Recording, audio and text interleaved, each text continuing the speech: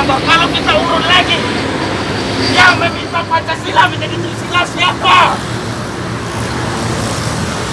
Berbicara Pancasila, sedangkan mereka aja meminta Pancasila mau dirubah menjadi Trisila.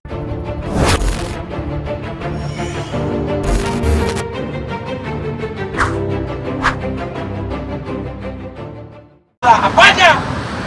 Pancasila bikin gitu loh. Kenapa dikatakan mudah-mudahan Sumatera Barat menjadi negara Pancasila?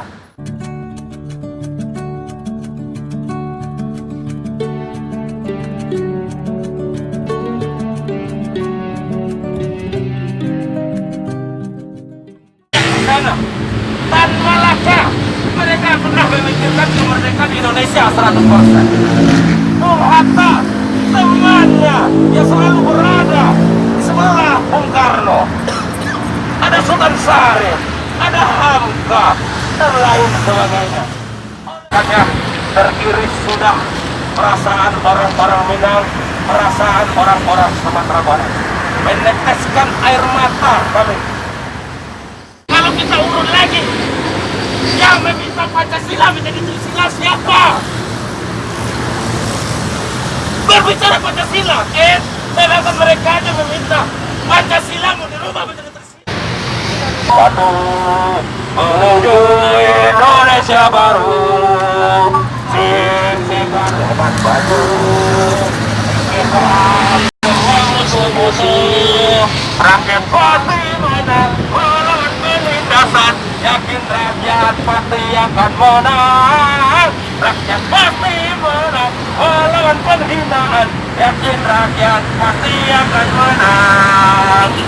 Sekali lagi terima kasih kepada bapak-bapak polisi yang telah mendampingi kita, mengawal kita dalam agenda siang hari ini.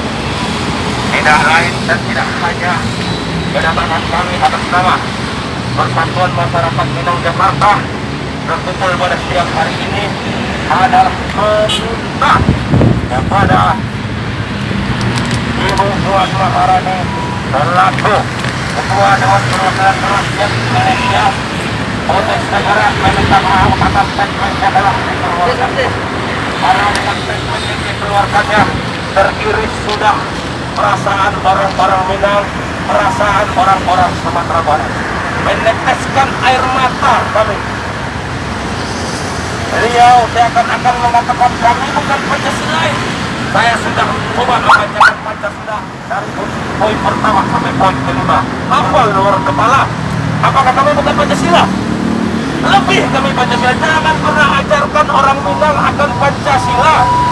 Karena banyak tokoh-tokoh yang merebut Pancasila yang ada di sana. Tokoh-tokoh yang merebut kemerdekaan banyak di sana. Tan Malaka, mereka pernah memikirkan kemerdekaan Indonesia 100%. Bung Hatta, temannya yang selalu berada di sebelah Bung Karno. Ada Sultan Syarif, ada Hamka, dan lain sebagainya. Oleh karena itu, sekali lagi, jangan pernah ajarkan orang Minang tentang Pancasila. Karena adat istiadat kami pun menjunjung tinggi akan Pancasila tersebut. Sila pertama ketuhanan yang Maha Esa. Sedangkan di adat kami adat pesan syarak pesan di kitab muda tersandarkan semua kitab suci. Kurang Pancasila apanya? Pancasila bikin gitu loh. Kenapa dikatakan mudah-mudahan Sumatera Barat menjadi negara Pancasila? Karena saking Pancasilanya itu musyawarah untuk mufakat poin sila keempat ditanamkan oleh kami dari kecil sampai pada saat ini. Ditanamkan, tidak pernah di Minang itu bahasanya politik, tidak pernah musyawarah untuk mufakat, itu yang diutamakan. Dalam kami di Minangkabau tidak pernah bahasa politik, selalu kita mengutamakan musyawarah dan mufakat yang selalu dijunjung oleh Bung Hatta. Jangan dikatakannya kooperasinya. asas kekeluargaannya ditanamkan dari kecil sampai saat ini. Tentunya dengan poin persatuan Indonesia. Dengan ada statement itu, seakan-akan mematah-matahkan kami dari Sumatera Barat Tanah Minang dengan bangsa Indonesia. Ya kan?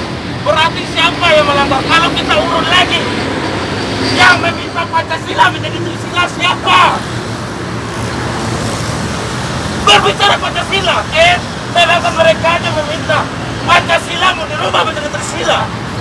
Dikatakannya kami mudah-mudahan menjadi negara Pancasila. Ini tidak etis, Pak.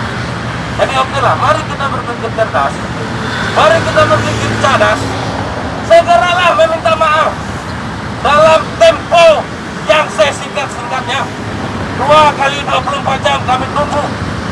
Minta maaf dalam segala lini kepada masyarakat Minang atas statement yang disampaikan oleh Ketua Dewan Perwakilan Rakyat Indonesia. Oke, dan hanya itu, kita juga akan mempersiapkan suara ketika statement kita tidak dihiraukan. Kita jaga suara kita, kita himpun masa kita untuk melihatkan orang Minang itu tentang Pancasila yang sebenarnya.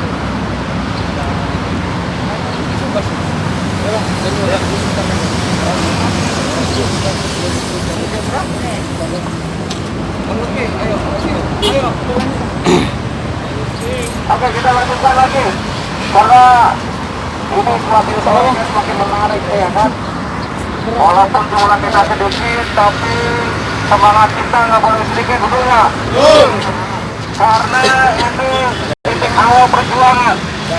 Ketika ada penindasan yang berupa dengan dalam statement, karena itu pasti dibaca di seluruh rakyat Indonesia bahwa masyarakat Sumatera Barat terindikasi katanya tidak Pancasila.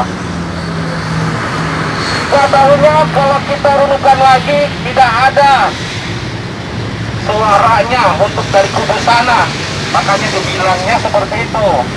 Ini cemen, betul nggak? Ini tuh culun kalau saya bilang. Kenapa saya bilang culun? Dari 34 provinsi, kenapa harus Sumatera Barat yang dibilang katanya tidak Pancasila? Tidak ada perwakilannya di situ. Karena tidak ada perwakilannya, berarti terkejut. Kenapa cuma satu provinsi yang ditakutin dari 34 provinsi yang ada di Indonesia, betul nggak?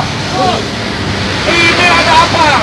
Karena sejarah, saya katakan lagi sejarah. Karena kalau kita bicara Sumatera Barat, kita bicara sejarah. Ayo kita tarik mundur lagi ke belakang waktunya. Masyarakat Sumatera Barat, tokoh intelektualnya banyak sekali, tokoh nasionalnya banyak sekali, Benar. banyak sekali. Benar. Mulai dari zaman penjajahan hingga sampai saat ini banyak menjadi pahlawan dari Sumatera Barat. Iya. Bukan hanya dari orang-orangnya saja, semua mulai dari budayanya, cara berpikir, caranya dalam diskusi musyawarahnya itu sudah Pancasila sekali. Betul nggak? Betul. Itu kurang Pancasila apa lagi? Makanya coba kita cek lagi. Kita cek coba memang apakah betul benar-benar memang ketua DPR sungguh dari lubuk hati yang paling dalam yang mengatakan seperti itu. Kalau tidak, segera minta maaf. Minta maaf pun tidak cukup, betul nggak? Betul. Karena ini kita di zaman era digitalisasi. Kalau hanya minta maaf, untuk apa ada undang-undang ITE, betul nggak? Iya. Untuk apa dia sendiri berikut dengan anak buahnya anggotanya membuat undang-undang ITE kalau tidak kita pakai?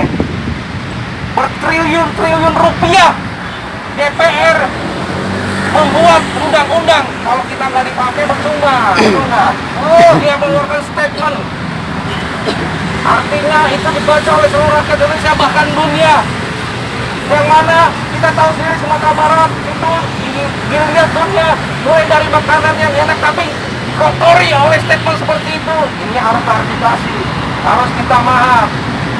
Karena ada undang-undang ITE kita mainkan di situ, betul nggak? Karena kalau tidak seperti itu bukan jumlahnya itu sudah ada. Kalau hari ini Sumatera Barat, besok Sumatera yang mana lagi yang mau diincar? Besok Jawa mana lagi yang mau diincar? Besok Sulawesi mana lagi yang mau diincar? Ini prinsip. Kalau bicara politik 2024 masih lama, betul nggak? Bagaimana kita Indonesia ini selamat dulu dari COVID-19?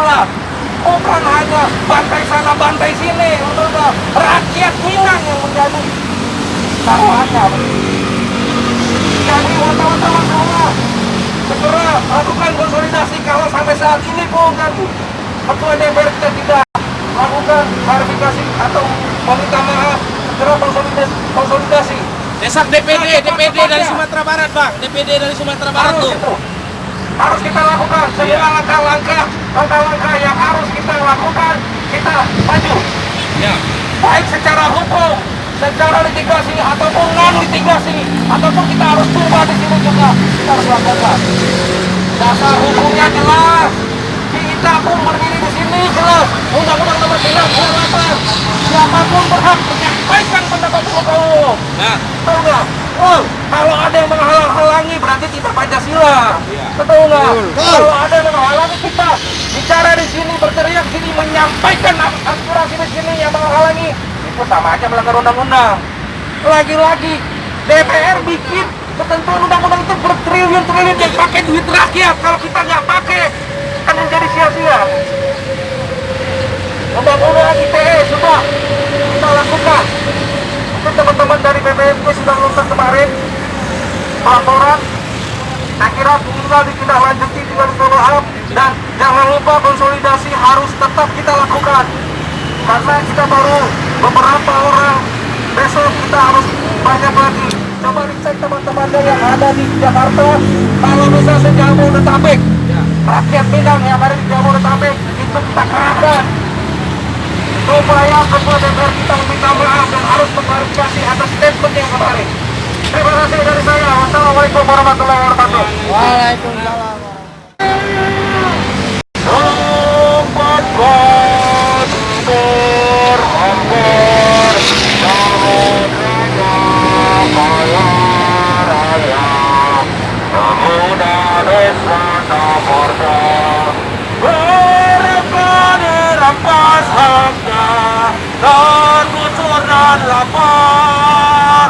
Bunda relakan darah jual kami, padamu kami mengabdi. Awak tambuh cie, tambuh. Masuk Padang yang kamu keluarkan. Biar nanti media mengingat, oh, Iko bukan orang Padang, orang Padang. Orang Padang ini mengecehan kepada Ibu Puan Maharani. Capek-capek meminta maaf. 2 kali 20 jam untuk meminta maaf. Karena rakyat Sumbar atau mayoritas orang Minang sedang berang atau marah. Saya tahu berang, marah-marah karena pernyataannya yang tidak etis selaku ketua Dewan Perwakilan Rakyat. Oleh karena itu kami datang ke situ mengatasnamakan Persatuan Masyarakat Minang yang ada di Jakarta. Tidak mungkin saudara-saudara kami yang ada di Padang yang akan berteriak pada hari itu. Sebelum mereka sampai, kami dulu yang meletakkan kaki di situ. Karena kami yang berada di daerah pusat. Rakyat Sumbar betul-betul mendukung negara kesatuan Republik Indonesia, bukan negara Pancasila. Tahu tidak? Dalam undang-undang Pancasila, sila keempat, kerakyatan yang dipimpin oleh hikmah kebijaksanaan dalam permusyawaratan dan perwakilan. Itu adat kami di Padang memakai itu, tahu. Oleh karena itu, sekali lagi Persatuan Masyarakat Minang Jakarta meminta dengan segala hormat kepada Ibu Puan Maharani segera meminta maaf dalam tempo dan waktu yang sesingkat-singkatnya. Apabila siang hari ini apa yang kami minta, pernyataan sikap yang kami sampaikan tidak dihiraukan, insya Allah kami orang Minang, orang Sumatera Barat darah Minang akan berkumpul di sini. Lawan tidak pernah kami cari. Kalau bertemu tidak pun kami elakkan. Indah kayu, jangan kami bangga. Oleh karena itu, jangan bermain-main dengan orang Minang. Jangan bermain-main dengan orang Sumba. Kami tidak mencari lawan, tetapi ketika statement-statement yang salah, wajar. Para pemuda-pemuda harapan Bung Hatta kami ini. Bukan harapan Bung Karno lagi. Harapan Bung Hatta dari Tanah Minang menyampaikan pada hari ini. Kami atas nama Persatuan Masyarakat Minang Jakarta meminta kepada Ketua Dewan Perwakilan Rakyat atau Ibu Puan Maharani meminta maaf dalam tempo dan waktu yang sesingkat-singkatnya. Jakarta 4 September 2020 atas nama Persatuan Masyarakat Minang Jakarta. Takbir! Takbir! Takbir!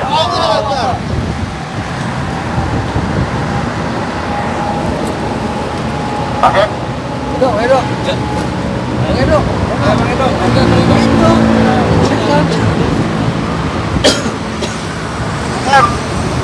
Ada yang mau ditambahkan lagi?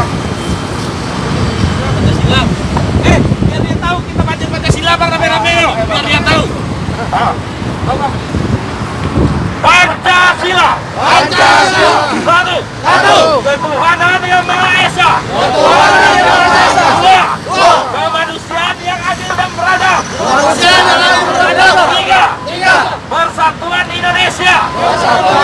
Empat. Kerakyatan yang dipimpin oleh hikmah kebijaksanaan dalam permusyawaratan dan perwakilan. Lima. Keadilan sosial bagi seluruh rakyat Indonesia. Itu saking ambu Pancasila. Contohnya ambu apa luar kepala Pancasila. Kalau kami bukan orang Pancasila, tidak mungkin hafal sama kami. Jadi mohon untuk secepatnya.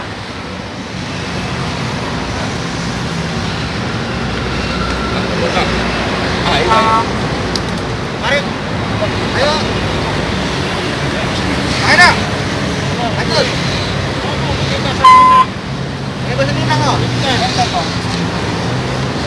Jaga bujuk kau. Jangan ngecek serangan ke orang Minang. Satu menuju Indonesia baru. Singkat hebat baju. Kita musuh-musuh. Rakyat pasti menang melawan penindasan. Yakin rakyat pasti akan menang. Rakyat pasti menang melawan penghinaan. Yakin rakyat pasti akan menang. Sekali lagi, terima kasih kepada bapak-bapak polisi yang telah mendampingi kita, mengawal kita dalam agenda pada siang hari.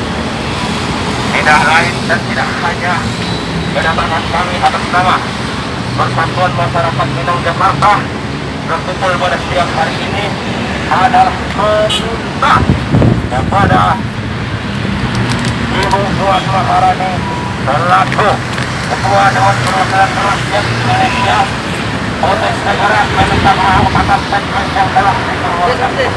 Karena statement yang dikeluarkannya teriris sudah perasaan orang-orang Minang, perasaan orang-orang Sumatera Barat, meneteskan air mata kami.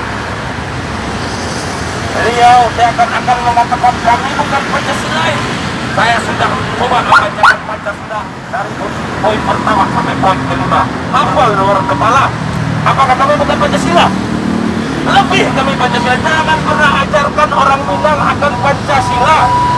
Karena banyak tokoh-tokoh yang merupakan Pancasila yang ada di sana. Tokoh-tokoh yang banyak di sana.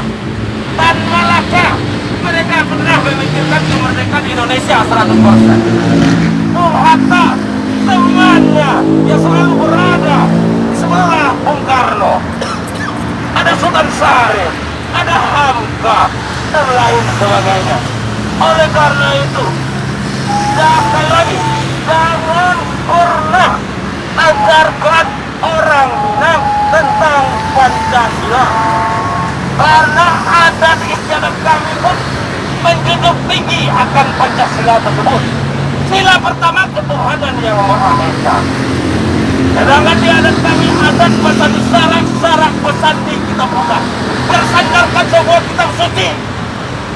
Kurang Pancasila apanya? Pancasila bikin gitu loh. Kenapa dikatakan mudah-mudahan Sumatera Barat menjadi negara Pancasila? Karena saking Pancasilanya itu, musyawarah untuk mufakat poin sila keempat ditanamkan oleh kami dari kecil sampai pada saat ini. Ditanamkan. Tidak pernah di Minang itu bahasanya politik. Tidak pernah musyawarah untuk mufakat. Itu yang diutamakan. Dalam kami di Minangkabau tidak pernah bahasa politik. Selalu kita mengutamakan musyawarah dan mufakat.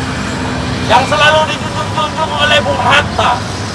Dengan dikatakannya kooperasinya, asas kekeluargaannya ditanamkan dari kecil sampai saat ini. Begitu juga dengan persatuan Indonesia. Dengan ada statement itu, seakan-akan mematah-matahkan kami dari Sumatera Barat tanah Minang dengan bangsa Indonesia. Ya kan? Berarti siapa yang melanggar? Kalau kita urut lagi, yang meminta Pancasila menjadi Trisila siapa? Berbicara Pancasila, sedangkan mereka aja meminta Pancasila mau dirubah menjadi Trisila. Dikatakannya kami mudah-mudahan menjadi negara Pancasila. Ini tidak etis, Pak. Jadi oke lah, mari kita berpikir cerdas, mari kita berpikir cadas, segeralah meminta maaf dalam tempo yang sesingkat-singkatnya.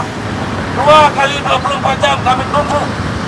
Minta maaf dalam segala lini kepada masyarakat Minang atas statement yang disampaikan oleh Ketua Dewan Perwakilan Rakyat Indonesia. Oke, dan hanya itu, kita juga akan mempersiapkan suara ketika statement kita tidak dihiraukan. Kita jaga suara kita, kita himpun masa kita untuk melihatkan orang Minang itu tentang Pancasila yang sebenarnya.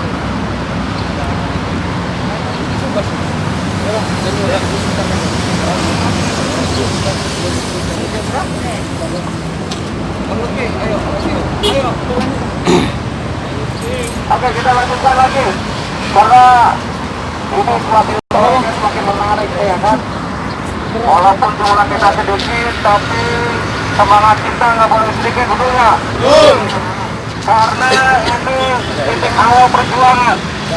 Ketika ada penindasan yang berupa dengan dalam statement, karena itu pasti dibaca di seluruh rakyat Indonesia bahwa masyarakat Sumatera Barat terindikasi katanya tidak Pancasila. Ketahuinya kalau kita runutkan lagi tidak ada suaranya untuk dari kubu sana, makanya dibilangnya seperti itu. Ini cemen, betul nggak? Ini tuh culun kalau saya bilang. Kenapa saya bilang culun? Dari 34 provinsi, kenapa harus Sumatera Barat yang dibilang katanya tidak Pancasila? Tidak ada perwakilannya di situ. Karena tidak ada perwakilannya, berarti terkejut. Kenapa cuma satu provinsi yang ditakutin dari 34 provinsi yang ada di Indonesia, betul nggak? Ini ada apa? Karena sejarah, saya katakan lagi sejarah. Karena kalau kita bicara Sumatera Barat, kita bicara sejarah. Ayo kita tarik mundur lagi ke belakang waktunya. Masyarakat Sumatera Barat, tokoh intelektualnya banyak sekali, tokoh nasionalnya banyak sekali, Benar. banyak sekali. Benar. Mulai dari zaman penjajahan hingga sampai saat ini banyak menjadi pahlawan dari Sumatera Barat. Ya. Bukan hanya dari orang-orangnya saja, semua mulai dari budayanya, cara berpikir, caranya dalam diskusi musyawarahnya itu sudah Pancasila sekali. Betul nggak? Betul. Itu kurang Pancasila apa lagi? Makanya coba kita cek lagi betul, benar-benar memang ketua DPR sungguh dari lubuk hati yang paling dalam yang mengatakan seperti itu. Kalau tidak, segera minta maaf. Minta maaf pun tidak cukup, betul nggak? Betul. Karena ini kita di zaman era digitalisasi. Kalau hanya minta maaf, untuk apa ada undang-undang ITE, betul nggak? Iya. Untuk apa dia sendiri berikut dengan anak buahnya anggotanya membuat undang-undang ITE kalau tidak kita pakai? Bertriliun-triliun rupiah DPR membuat undang-undang, kalau kita nggak dipakai percuma, betul nggak? Oh, dia mengeluarkan statement. Artinya itu dibaca oleh seluruh rakyat Indonesia bahkan dunia. Yang mana kita tahu sendiri Sumatera Barat itu dilihat dunia mulai dari makanan yang enak tapi dikotori oleh statement seperti itu. Ini harus klarifikasi, harus kita maaf. Karena ada undang-undang ITE kita mainkan di situ, betul nggak? Karena kalau tidak seperti itu tingkat jelasnya itu sudah ada. Kalau hari ini Sumatera Barat, besok Sumatera yang mana lagi yang mau diincar? Besok Jawa mana lagi yang mau diincar? Besok Sulawesi mana lagi yang mau diincar? Ini prinsip. Kalau bicara politik 2024 masih lama, betul nggak? Bagaimana kita Indonesia ini selamat dulu dari COVID-19? Bukan hanya bantai sana bantai sini, betul nggak? Rakyat Minang yang menjadi taruhannya. Jadi wartawan semua segera lakukan konsolidasi. Kalau sampai saat ini pun ketua DPR kita tidak melakukan klarifikasi atau meminta maaf, segera konsolidasi. Desak DPD dari Sumatera Barat, Bang. DPD dari Sumatera Barat tuh. Harus kita lakukan semua langkah-langkah yang harus kita lakukan, kita maju. Ya. Baik secara hukum, secara litigasi ataupun non litigasi, ataupun kita harus turba di sini juga kita harus lakukan. Dasar hukumnya jelas, kita pun berdiri di sini jelas. Undang-Undang Nomor 98, siapapun berhak menyampaikan pendapat hukum. Nah, Betul nggak? Kalau ada yang menghalang-halangi berarti tidak Pancasila. Betul nggak? Kalau ada yang menghalangi kita bicara di sini, berteriak di sini, menyampaikan aspirasi di sini yang menghalangi, itu sama aja melanggar undang-undang. Lagi-lagi DPR bikin ketentuan undang-undang itu bertriliun-triliun yang pakai duit rakyat. Kalau kita nggak pakai, kan menjadi sia-sia. Undang-undang ITE sudah kita lakukan. Mungkin teman-teman dari BPNP sudah nonton kemarin laporan. Saya kira tinggal ditindaklanjuti dengan follow up, dan jangan lupa konsolidasi harus tetap kita lakukan. Karena kita baru beberapa orang, besok kita harus banyak lagi. Coba dicek teman-teman yang ada di Jakarta, kalau bisa sejabodetabek, rakyat Minang yang ada di Jabodetabek itu kita kerahkan supaya ketua DPR kita meminta maaf dan harus mengklarifikasi atas statement yang kemarin. Terima kasih dari saya. Wassalamualaikum warahmatullahi wabarakatuh. Waalaikumsalam. Karena kepanasan, perut juga mulai keroncongan. SKM aja.